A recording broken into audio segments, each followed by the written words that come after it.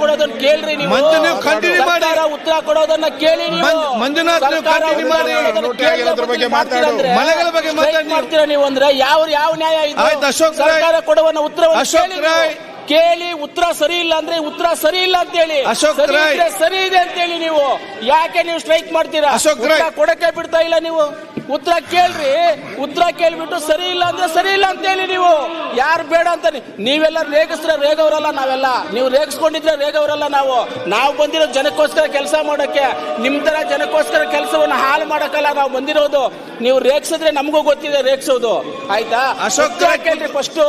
ನೀವು ನಿಮ್ಮ ತಾಲೂಕಿನ ಜನಗಳ ಬಗ್ಗೆ ಕೆಲಸ ಮಾಡಕ್ ಬಂದಿದ್ರೆ, ನಿಮ್ಮ ತಾಲೂಕುಗಳ ಜನಗಳಿಗೋಸ್ಕರ ಏನಾದ್ರೂ ಉಪಯೋಗವಾದ ಕೆಲಸ ಮಾಡಕ್ ಬಂದ್ರೆ ಉತ್ತರ ಕೇಳಿ ಫಸ್ಟ್ ಕೂತ್ಕೊಂಡು. ಕೋಲಾರ ಮಂಜು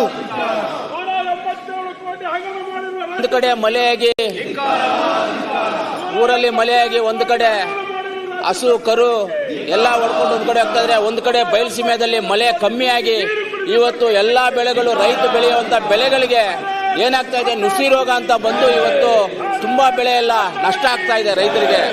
ಅದರಿಂದ ಸರ್ಕಾರ ಮುನ್ನೆಚ್ಚರಿಕೆ ಕ್ರಮವನ್ನು ವಹಿಸಿ ಆ ಬೆಳೆಯನ್ನ ನಾಶ ಆಗ್ತಾ ಇರೋದು, ರೋಗ ಏನ್ ಬರ್ತಾ ಇದೆ ಅಂತ ಅದನ್ನ ಒಂದು ಸೈಂಟಿಸ್ಟ್ ಕಳಿಸಿ ಕೋಲಾರ ಚಿಕ್ಕಬಳ್ಳಾಪುರ ಜಿಲ್ಲೆಗೆ ಕಳಿಸಿ ಆ ಬೆಳೆಯನ್ನ, ಟೊಮೊಟೊ, ಕೋಸು, ಬೀನ್ಸು ಎಲ್ಲದಕ್ಕೂ ತೊಂದರೆ ಆಗ್ತಾ ಇದೆ. ಅದರಿಂದ ಸೈಂಟಿಸ್ಟ್ ಅನ್ನ ಅಲ್ಲಿಗೆ ಕಳಿಸಿಕೊಟ್ಟು ಏನ್ ರೋಗ ಇದೆ, ಅದಕ್ಕೆ ಏನ್ ಔಷಧಿ ಹೊಡಿಬೇಕು, ಏನಾಗಬೇಕು ಅನ್ನೋದನ್ನ ನಮ್ಮ ಸರ್ಕಾರ ಎಚ್ಚೆತ್ಕೋಬೇಕಾಗಿದೆ.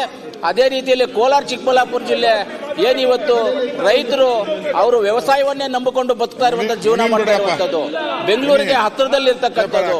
ಇದರಿಂದ ಆ ಬೆಳೆಗಳನ್ನ ನಾಶ ಆಗ್ತಾ ಇರೋದಕ್ಕೆ ಇವತ್ತು ಟೊಮೊಟೊ ರೇಟು 1000ದಿಂದ 1200 ರೂಪಾಯಿ ಇದೆ ಒಂದು ಬಾಕ್ಸು. ಆದ್ರೆ ಇವತ್ತು ಆಂಧ್ರ ಪ್ರದೇಶದಿಂದ ಟೊಮೊಟೊ ನಮ್ಮ ಕರ್ನಾಟಕಕ್ಕೆ ಬಂದು ನಮ್ಮ ಕರ್ನಾಟಕದಲ್ಲಿ ಇವತ್ತು ಜಾಸ್ತಿ ಆಗ್ತಾ ಇದೆ.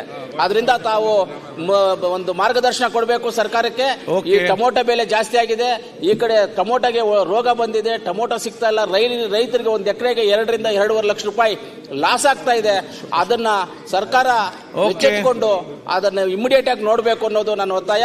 ಆಮೇಲೆ ಇನ್ನೊಂದು, ನಮ್ಮ ಸ್ನೇಹಿತರೆಲ್ಲ ಬಿಜೆಪಿ ಸ್ನೇಹಿತರಿಗೆಲ್ಲ ಹೇಳ್ತೀವಿ, ನಾವೆಲ್ಲ ಎಲ್ಲ JDS ಸ್ನೇಹಿತರಿಗೆಲ್ಲ ಹೇಳ್ತೀವಿ, ನೀವೆಲ್ಲ ಉತ್ತರ ಕೊಟ್ಟಾಗ ನೀವು ಮಾತಾಡುವಾಗ ಯಾರು ಇಲ್ಲಿ ಮಾತಾಡಿಲ್ಲ.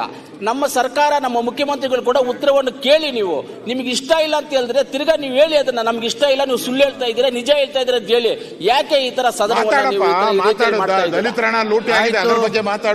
ಹೌದು ಉತ್ತರ ಕೊಡೋದನ್ನ ಕೇಳ್ರಿ ನೀವು.